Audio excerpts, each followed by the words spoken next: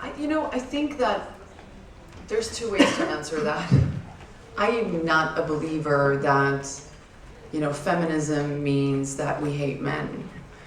And I don't believe that most women, when they talk about feminism, are talking in those terms. I think what they're talking about is equality and wanting to kind of be represented in an honest, equal manner. So there's a part of me that feels like, when my son, and he's part of millions of children around the world who, just became obsessed with Frozen. I thought that was so refreshing. We've had years and years and years and years of these kind of stories where we've had that kind of Prince Charming represented so well. And to have a story that was about a different kind of love, that it was about a love between two sisters, and that love was just as powerful as the romantic love that we've always kind of been taught. Oh my God, that's, when I saw the reaction that my son had towards that movie, I was so happy, because it's time for our children to learn the value of not just the romantic love, the value of all sorts of love and the power that love can have. But, to answer your question more specifically, I don't want my son, people are always focused on my daughter when it comes about women's rights.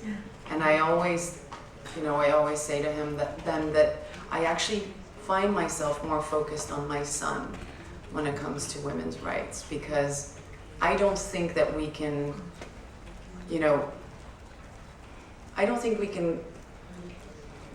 handle situations like violence against women, or the fact that 50% of the world's population of women are not educated, purely by talking to women. We can't work in the world of, anti-rape campaigns and only talk with women. We are only going to solve those problems by talking to men.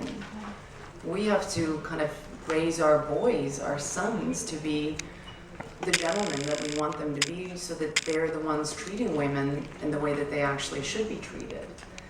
And I think we forget that, and I think maybe that's what your question is about. Like, do we want to eliminate the Prince Charming completely? I don't think so. I think that there should be a balance in how we tell stories, and I think there should be a balance in the appreciation for men and for women. And I worry sometimes when we talk about feminism that it feels so isolated from the male species of the world. And I'm here to tell you, I am a feminist who loves men and celebrates men and feel that women are only as powerful and as empowered as they are because of men, because it's in the, finding that kind of interconnection between the two of us that we kind of find ultimate greatness. So I don't think you can have one without the other. But I do think it's refreshing that we're having stories without Prince Charming a little bit.